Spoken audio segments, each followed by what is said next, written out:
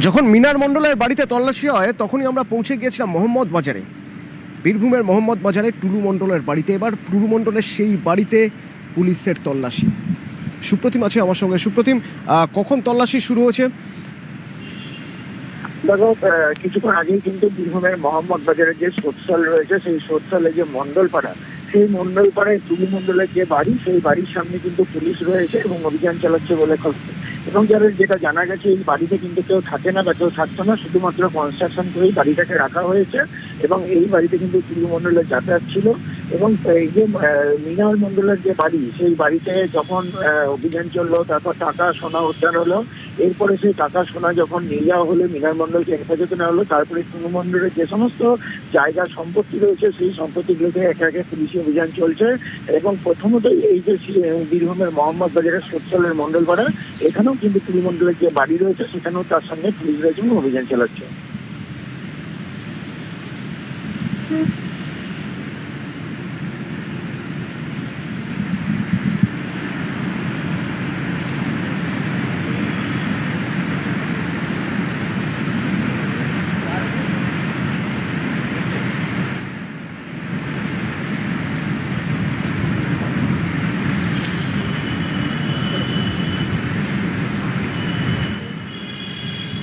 টুলু মণ্ডলের বোনের বিয়ে হয়েছিল কার সঙ্গে? মিনার মণ্ডলের সঙ্গে। যে মিনার মণ্ডলের বাড়ি থেকে মিলল এত কোটি টাকা, সঙ্গে সোনা। তো মিনার মণ্ডলের বিরুদ্ধে কি অভিযোগ?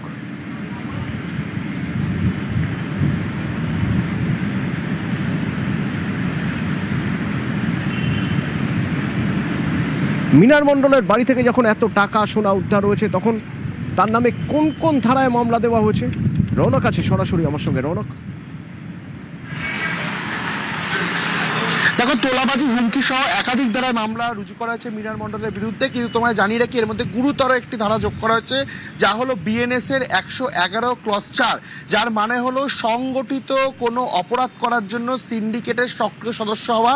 অর্থাৎ আগে থেকেই তা প্ল্যান করে এইরকম ধরনের একটা গুরুতর সিন্ডিকেট চালিয়ে যাওয়া, তার সক্রিয় সদস্য হিসাবে দীর্ঘদিন থাকা, আর্থিক লেনদেন থেকে শুরু করে অপরাধ ঘটিত কার্যকলাপের সঙ্গে নিজেকে যুক্ত রাখার যে ধারা, তা ইতিমধ্যে রুজু করা হয়েছে মিনার মণ্ডলের বিরুদ্ধে।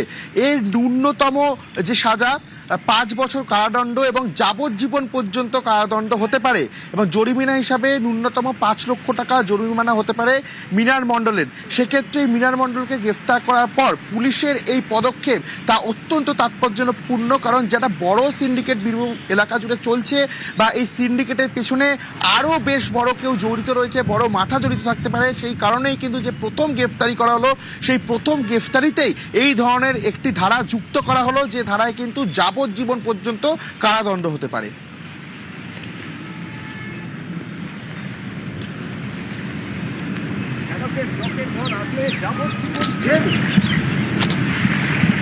কারণ মিনারের বিরুদ্ধে বিএনএস এর 111(4) ধারায় মামলা হয়েছে। এই 111(4) ধারা কি? সংগঠিত অপরাধমূলক সিন্ডিকেটের সদস্য। 111(4) ধারা অনুযায়ী সর্বোচ্চ শাস্তি যাবজ্জীবন কারাদণ্ড, একই সঙ্গে কমপক্ষে 5 লক্ষের জরিমানাও হতে পারে। শ্যালকের জকের ধন আগলে যাবজ্জীবন জেল মিনারের।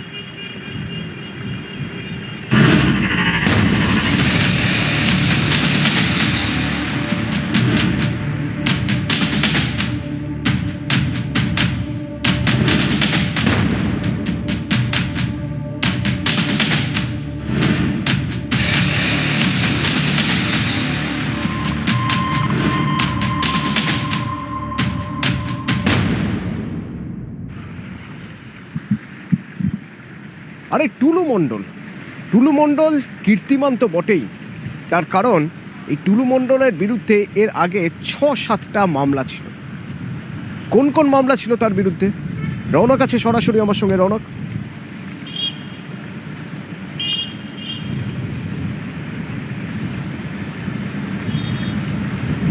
রৌনকের সঙ্গে যোগাযোগ করবো। তবে আপনাদের একবার জানিয়ে রাখি, যে অভিযোগগুলো ছিল তার মধ্যে একটা হলো ভোটের সময় নিউ টাউনে 5 কোটি টাকা উদ্ধার। 2022-এ খুনের মামলা, সে সময় গ্রেপ্তার হন টুলু মণ্ডল, প্রায় 1 মাস জেল হেফাজতে ছিলেন। স্ত্রী মেয়ের নামে একাধিক সংস্থা খোলার অভিযোগ। টুলুর সেই সব কোম্পানির মামলায় তদন্তে নামে ইডি। টুলুর বিরুদ্ধে আরো অভিযোগ আছে। টুলুর বিরুদ্ধে বীরভূমে সিন্ডিকেট রাজের অভিযোগ।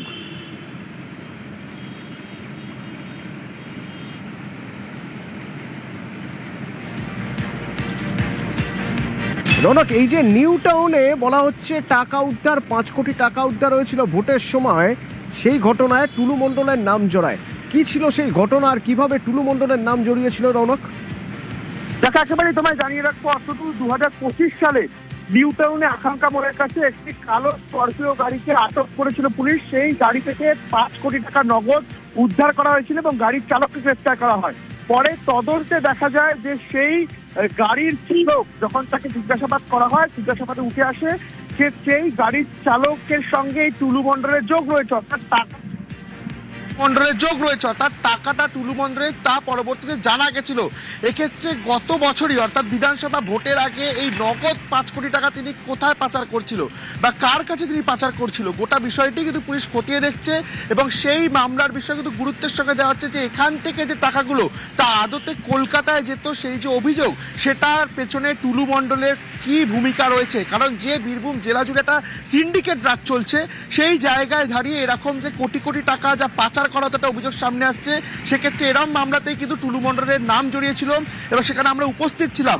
গত বছরই কিন্তু আকাঙ্ক্ষা মোড়ের কাছে একটি স্করপিও গাড়িকে আটক করা হয়, সেখান থেকে 5 কোটি টাকা উদ্ধার করা হয়, গাড়ির চালককে গ্রেফতার করা হয়। জিজ্ঞাসাবাদে নাম জড়িয়ে যায় এই টুলু মণ্ডলের, যে টুলু মণ্ডলের টাকা পাচার করা হচ্ছিল এবং শহর কলকাতার দিকেই কিন্তু সেই টাকা নিয়ে যাওয়া হচ্ছে। ওকে,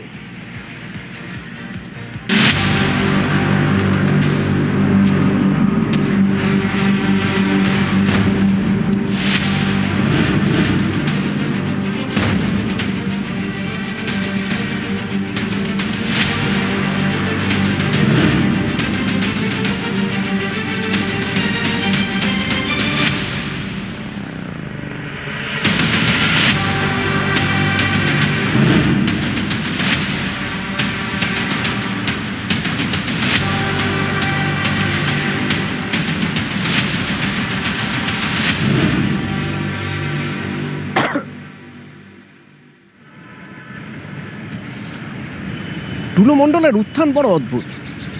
একজন গৃহশিক্ষক, সেখান থেকে কোটিপতি, মানে শুধু কোটিপতি বললে ভুল হবে, এত টাকা যে মেয়ের বিয়েতে কম করে 150 কোটি টাকা খরচ করেছিলেন ওই সিউড়িতে দাঁড়িয়ে। তো এই টুলু মণ্ডলের এত টাকা, এত প্রতিপত্তি কিভাবে? অনুব্রত মণ্ডলের হাত রয়েছে মাথার উপর, সেই জন্যই। আচ্ছা, এই যে এত সম্পত্তি, এই এত সম্পত্তির টাকা এলো কোথা থেকে?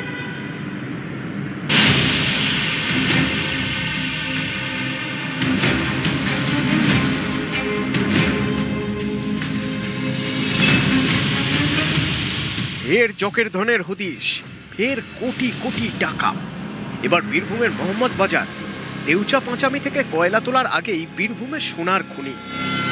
অনুব্রত মণ্ডল ঘনিষ্ঠ পাথর ব্যবসায়ী টুলু মণ্ডলের এক আত্মীয়ের বাড়িতে টাকার পাহাড়, উদ্ধার কেজি কেজি সোনাও। সিউড়ির রবীন্দ্রপল্লীর বাসিন্দা টুলু মণ্ডলের উত্থান হার মানায় রূপকথার গল্পকেও।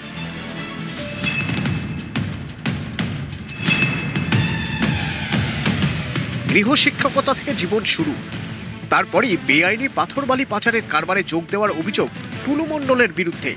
দিনে দিনে বিশাল সাম্রাজ্য বাড়ে টুলু, সম্পত্তির পরিমাণ কোটি ছাড়ায়।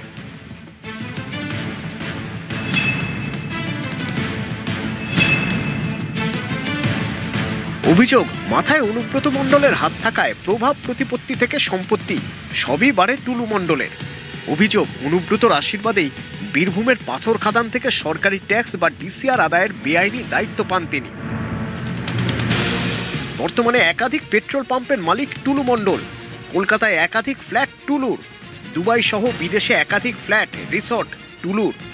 অভিযোগ, বীরভূমের একাধিক টোলগেট থেকেও নাকি টাকা তুলতেন টুলু মণ্ডল।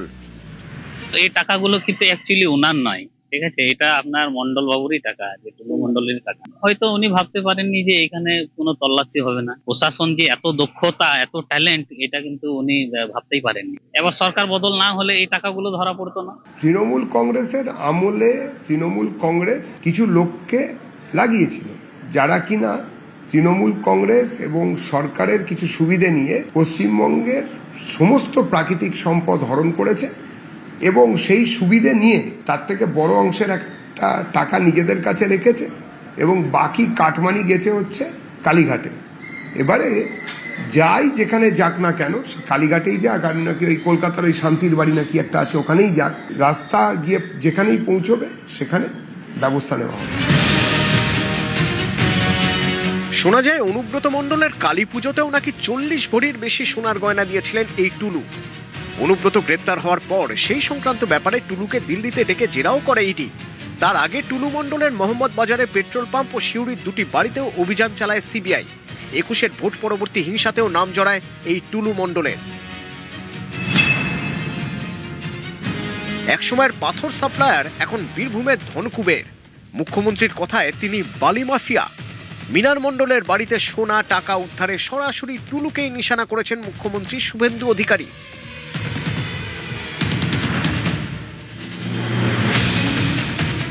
টুলু মণ্ডলের জীবনে বিলাস আর বৈভবের অভাব নেই।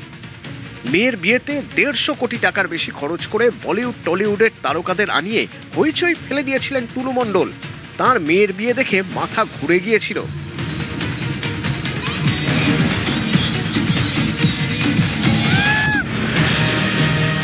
কে আসেননি সেই বিয়েতে? চাঁদের হাট বসেছিল বীরভূমে, বলিউডের তারকারাও এসেছিলেন পারফর্ম করতে। ডেকোরেশন হয়েছিল উদয়পুরের তাজ লেক প্যালেস হোটেলের আদলে। ইলাহি খানা পিনা, উড়েছিল টাকা। বৈভবের এই উৎস কি? এত টাকা টুলু মণ্ডল পেলেন কোথায়? কার টাকা? এই টাকা কি দুর্নীতির, বেআইনি পথে উপার্জিত?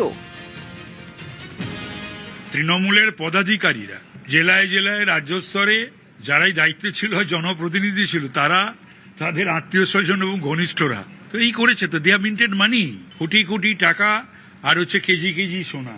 তো এই নতুন কথা তো নয়, এটা তো আমরা বহুদিন ধরেই এগুলো সমস্ত পশ্চিমবাংলার মানুষ দেখছে। বীরভূম থেকে সুপ্রতিম মণ্ডল, নিউজ 18 বাংলা।